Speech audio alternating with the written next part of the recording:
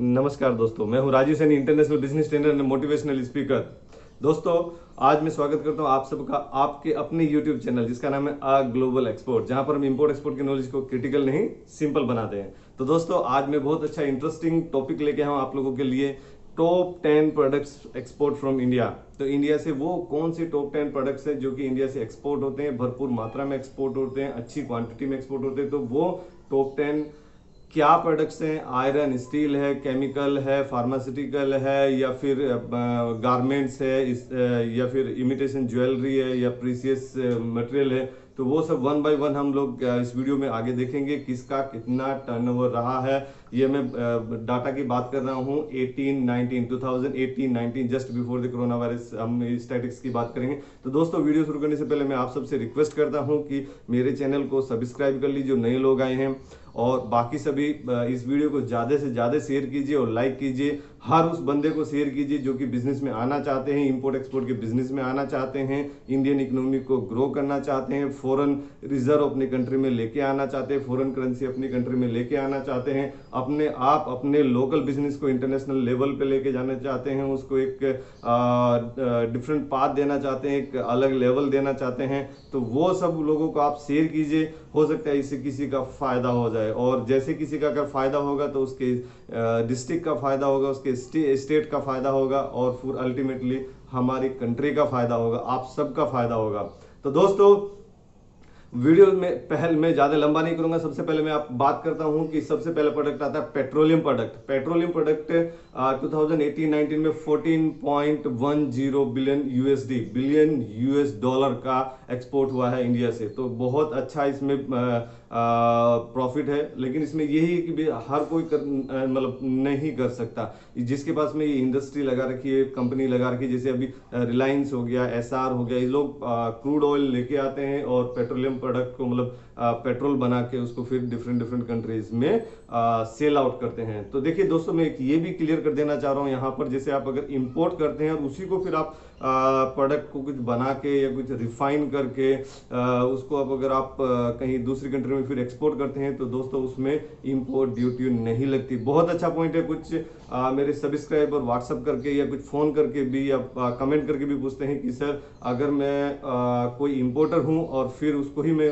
Export करना है तो क्या मुझे इंपोर्ट ड्यूटी लगेगी? क्या नहीं लगेगी। आपको उसमें प्री ऑथराइजेशन के लिए अप्लाई करना पड़ेगा, उसमें आपको प्री ऑथराइजेशन मिल जाएगा। और आप जो एक्सपोर्ट करना चाहते हैं वो अगर उसका रॉ मटेरियल आप इंपोर्ट कर रहे हैं तो उस पर आपको इंपोर्ट ड्यूटी नहीं लगेगी, छूट मिल जाएगी आपको। अगर आपने कुछ पे भी कर दिया तो आप उसको क्लेम कर सकते हैं। तो दोस्तों, पेट्रोलियम प्रोडक्ट का अच्छा वॉल्यूम है, क्योंकि अच्छा वॉल्यूम में जाता है, कंटेनर पूरा एक वेजल जाता है, तो उसमें अच्छा वॉल्यूम है। तो वो बहुत अच्छा 18-19 का अगर मैं स्टैटिक्स बात करूं तो 14.10 का यूएसडी का पूरा कारोबार हुआ है, इंडिया से पूरा एक्सपोर्ट हुआ है। नेक्स्ट आता है इमिटेशन ज्वेलरी, आर्टिफिशियल ज्वेलरी। ये 2 नंबर पे पॉइंट आप देख लीजिए, इसका ये 7.78 बिलियन यूएसडी का 1918 में पूरा ट्रेड हुआ है।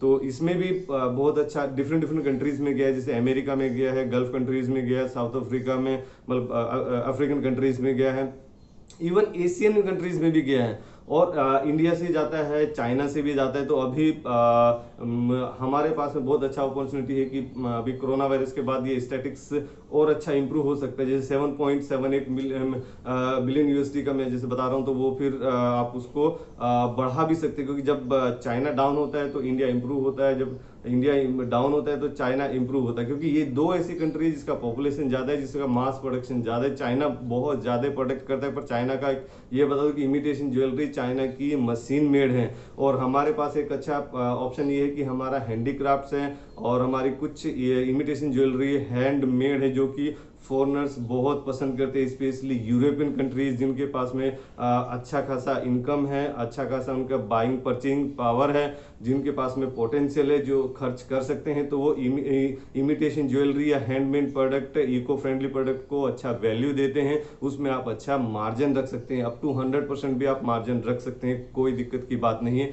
आप उसमें एक्सपोर्ट कीजिए, कोई इशू नहीं है।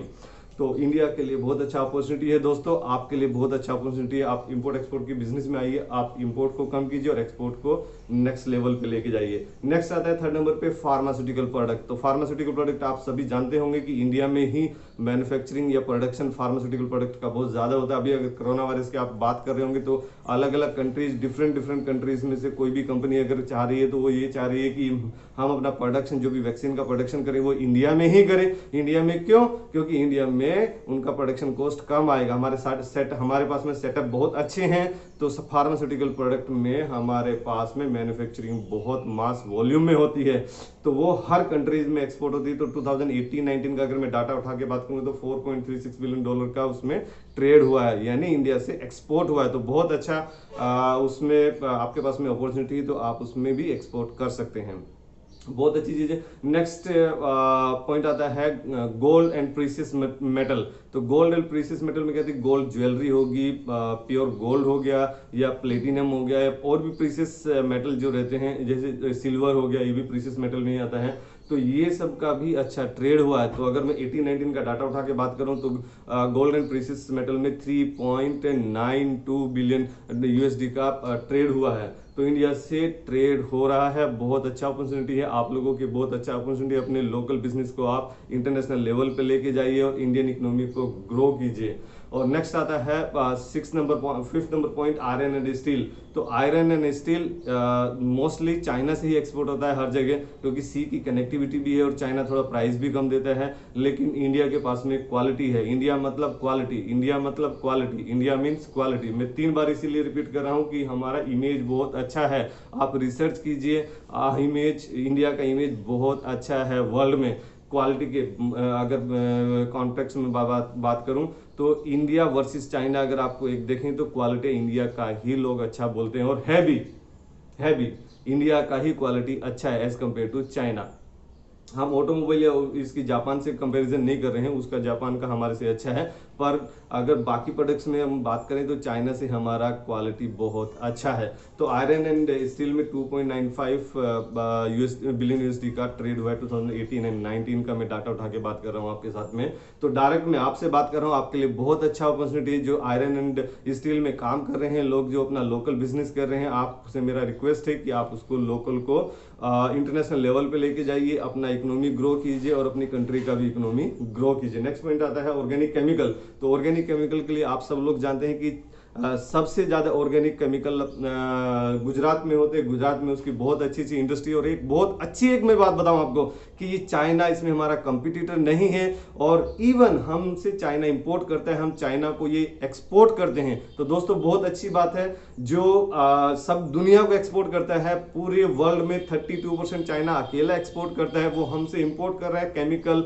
Organic chemical. तो हमारी इसमें यूएसपी, यूनिक सेलिंग पॉइंट है। तो दोस्तों जो केमिकल, ऑर्गेनिक केमिकल में काम कर रहे हैं लोग, जो गुजरात में रहते हैं, गुजरात में इंडस्ट्री लगा रखी, वो दूसरी स्टेट में भी लगा सकते हैं, ऐसा इशू नहीं है, पर गुजरात में उसका हब बना हुआ है, लोग गुजरात के नाम से जानते हैं। तो किसी को भी अगर अच्छे प्राइस पे अगर ऑर्गेनिक केमिकल चाहिए तो वो गुजरात की तरफ इशारा करता है, गुजरात जाइए, वहां से आपको अच्छे रेट पे मिल जाएगा। तो हर आदमी, हर इंपोर्टर यही चाहेगा कि मुझे नॉमिनल रेट पे सप्लायर दे। तो यहाँ से हम ही सप्लायर हैं, तो हम सप्लाई करते हैं चाइना को। तो दोस्तों चाइना को हमने 2018-19 में जो सप्लाई किया है 2.83 बिलियन यूएसडी का किया है। तो वो मैं चाहता हूँ कि वो और बाकी कंट्रीज को भी करें, तो वो आपके पास में बहुत अच्छा अपॉर्चुनिटी है, आप उसको कर सकते हैं, अपने बिजनेस को एक्सपेंड कीजिए। नेक्स्ट आता है मोटर व्हीकल एंड कार्स। जैसे मैं जापान की ऑटोमोबाइल की बात कर रहा हूँ तो उनकी क्वालिटी बहुत अच्छी है, तो हम भी क्वालिटी में कोई कम नहीं है, पीछे नहीं है। हमारे पास में भी जो ब्रांड है, टाटा है, ये डिफरेंट ब्रांड्स है, तो उसमें भी मतलब क्वालिटी में हमने कहीं कंपैरिजन करके नहीं रखा। मारुति है, जो भी हमारे पास में ब्रांड्स है वो एक्सपोर्ट हो रहे हैं, हमारी इन कंट्री से भी एक्सपोर्ट हो रहे हैं, लोग लेके जा रहे हैं। 2.58 बिलियन यूएसडी का ट्रेड हुआ है 2018 एंड 19 में। तो जो लोग एसेसरीज में, ऑटोमोबाइल एसेसरीज या ऑटोमोबाइल में काम कर रहे हैं, मोटर व्हीकल में, उसमें भी अच्छा अपॉर्चुनिटी है, आप उसमें अच्छा काम कर सकते हैं। नेक्स्ट आता है इलेक्ट्रिकल मशीनरीज एंड इक्विपमेंट्स। जो इलेक्ट्रिकल मशीनरीज इक्विपमेंट्स रहते हैं, ट्रांसफॉर्मर्स हो गया, लाइन होगी, ट्रांसमिशन लाइन होगी, या स्विच गियर्स हो गए। जैसे एल&टी बहुत अच्छा स्विच गियर में काम करता है, तो एल&टी का इंडिया से बहुत अच्छा एक्सपोर्ट होता है। और दूसरी कंपनी भी जैसे BHEL हो गया, भारत हैवी इलेक्ट्रिकल लिमिटेड, इसका डिफरेंट 6 प्लेसेस पे कंट्री में मैन्युफैक्चरिंग यूनिट है, जैसे हरिद्वार में हो गया, त्रिची में हो गया, भोपाल में ट्रांसफार्मर बनाता है, हरिद्वार में टरबाइन बनाता है, और अलग अलग लोकेशन जैसे इसकी बात करें, अगर त्रिची की बात करें वहाँ बॉयलर बनाता है। तो भारत हैवी इलेक्ट्रिकल लिमिटेड उसमें जनरेटर भी बनाता है, तो जनरेटर वो हरिद्वार में ही बनाता है, तो वहां से भी बहुत अच्छा एक्सपोर्ट होता है। इंडिया से बहुत अच्छा एक्सपोर्ट हो रहा है इलेक्ट्रिकल मशीनरी एंड इक्विपमेंट्स। तो वो 2018-19 का अगर मैं बात करूं तो 2.55 बिलियन यूएसडी का ट्रेड हुआ है। तो बहुत अच्छी अपॉर्चुनिटी, आप भी एक्सपोर्ट कर सकते हैं। इंपोर्ट एक्सपोर्ट के बिजनेस में आइए और एक्सपोर्ट को बढ़ावा दीजिए, एक्सपोर्ट को प्रमोट कीजिए। नेक्स्ट आता है कॉटन एंड एसेसरीज। जो कॉटन, रॉ कॉटन होता है वो आपको महाराष्ट्र से बहुत अच्छा प्राइस पे मिल जाएगा। महाराष्ट्र से लोग लेके जाते हैं। इंडिया में भी अगर बात करें कि मुझे कॉटन अच्छे प्राइस पे कहाँ मिलेगा, तो महाराष्ट्र में मिलेगा। महाराष्ट्र से आप लेके और उसको फिर आप एक्सपोर्ट कर सकते हैं। अगर आप महाराष्ट्र में नहीं रहते हैं, अगर आप महाराष्ट्र में रह रहे हैं तो बहुत अच्छी अपॉर्चुनिटी आपके लिए, हर महाराष्ट्र में रहने वाले के लिए वो अच्छी अपॉर्चुनिटी कि उसके होम स्टेट में आपके पास में प्रोडक्ट है, आपको ट्रांसपोर्टेशन कॉस्ट भी कम लगेगा और आप उसको एक्सपोर्ट बहुत अच्छे से कर सकते हैं। और नज़दीक में आपके पोर्ट भी है, JNPT पोर्ट जिसको मुंबई में जो है।